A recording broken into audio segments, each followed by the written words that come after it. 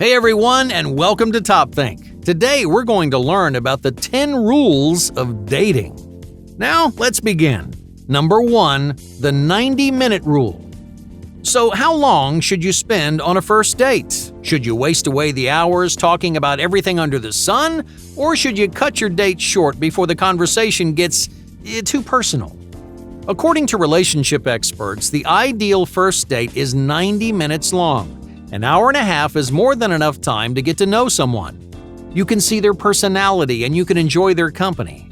And at the end of those 90 minutes, you have enough information to make a decision: is this the end of the road or will you be seeing each other again? The 90-minute rule also spares you from those nightmarish first dates. You meet up, you start talking, and you realize, this person isn't your type. But you don't know how to leave, so you're stuck with this person for hours on end. That's why experts recommend a hard 90-minute boundary. So, before you go on your date, tell the other person you have plans about 90 minutes after your date starts. Now, this boundary serves two purposes. If the date's going badly, then it gives you an easy escape. But if the date's going well, it creates a perfect opportunity to express your interest in seeing them again. So keep your first dates short and sweet. If the two of you have a strong connection, then you'll have plenty of time to dive deeper in the future. Number 2, romantic initiative. Taking the initiative is a tricky subject. There are lots of rules about who should take the initiative and when. Are guys responsible for the first date, and who proposes the second date if things go well? We have all these jumbled expectations and standards, but here's the truth. If you want to connect with someone, it's always your responsibility to take the initiative. All right, let's say you meet someone online and you want to go on a first date. You sit around waiting for them to ask you out, but they never do. You wait so long that your connection fizzles and your plan falls flat. So what if you took the initiative instead? Yeah, it's scary to put yourself out there, but you may discover the other person is feeling exactly the same way. People who take action find much more success in the dating world. Initiative shows confidence, which is an attractive trait all on its own. More importantly, initiative expresses both interest and enthusiasm. By putting it out there, you're telling the other person that they're worth the risk. Number 3, conversational boundaries.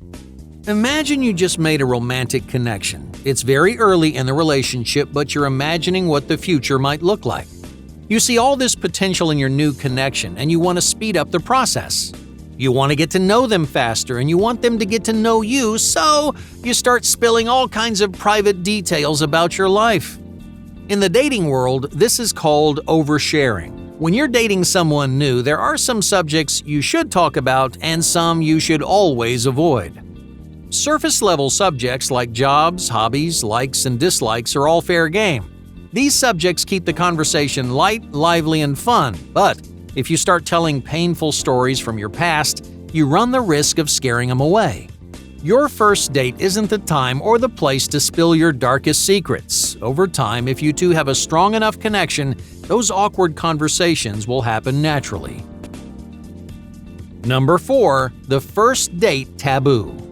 Speaking of boundaries, there's one subject you should never mention on a first date. You can probably guess what it is: your past partners. Comments about your ex are incredibly awkward. Mentioning your ex can create disinterest and ruin the atmosphere of your date. To other people, it feels like you're talking about your ex because you're still interested in them, and that discourages your date from getting to know you. So, keep your past partners under wraps. When the two of you connect on a deeper level, then you can share those awkward stories. And at that point, you'll have a strong enough connection to explore those messy details. Until then, just keep your romantic history to yourself. Number 5, upfront investments. All right, let's say you're talking to someone new and you find yourself wondering, are they looking for something serious or casual? Most people shy away from this sensitive subject. You may be worried your answer will scare your new connection away, but this is an important conversation to have early in the relationship. Just imagine, you're looking for something serious, but your date wants something casual. You may be developing feelings for this person, but they're not on the same page. So if this relationship ends, you're going to be the one who gets hurt. So don't be afraid to protect your feelings and express what you're looking for. Be upfront about your intentions, otherwise you may be investing in the wrong person. Number 6. Dress to reflect. What should you wear on a first date? Traditionally, people have dressed up. Women wore dresses and guys wore pants and blazers. But in recent years, the dress code has started to change. Instead of dressing to impress, people are dressing to reflect. In other words, they wear what they wear in real life, and that way their style reflects their everyday persona. So you don't have to wear your fanciest outfit. Of course, you shouldn't wear sweatpants and baggy clothes either. You should wear clothes that make you feel attractive and confident, and that way you can show your date the most genuine version of yourself. Number 7. Paying the bill. After a nice meal, who pays the bill? Should men always pay for their dates? Should couples split the check? Everyone has their own set of rules when it comes to money. Traditional men like to show romantic interest by footing the bill. But many women prefer to split the bill and pay for their own food. So which one's right and which one's wrong? Years ago, men were almost always expected to pay. A guy with manners would volunteer to pay for dinner. That was just the way things were. But recently, standards have changed. More and more couples are splitting the check. But it really doesn't matter who actually pays the bill. What matters is your intention. No matter who you are, you should offer to pay.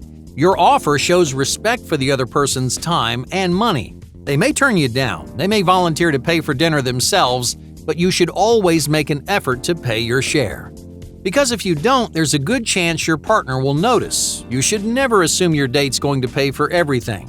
They might, but that should be their choice, not your expectation. Number 8. Defining your interest. At the end of every date, what's the one thing you want to know? You want to know where you stand. Is this person interested in me? Do they want to go on a second date? Or will this be the last time we see each other? After a first date, tell the other person whether you're interested or not.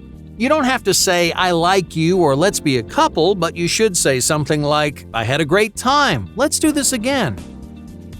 Comments like these demonstrate your intentions. Once you've laid out your intentions, the ball's in their court. Either they're going to pull away or they'll express interest of their own. Before that can happen, you have to make your interest clear. The best time to express your interest is right at the end of your date. Before you say goodbye, let them know where you stand, because chances are that's the first question on their mind. Number 9. The 0-day rule. How soon is too soon? Many people live and die by the 3-day rule. They say you should always wait 3 days before asking someone on a date, but that rule has become less and less popular. Dating trends are changing and the 3-day rule is going out of style. So instead of waiting 3 days, show your interest whenever it feels right to you. If you want to ask them out the same day, then go for it. Ultimately, your confidence is far more important than the number of days you wait.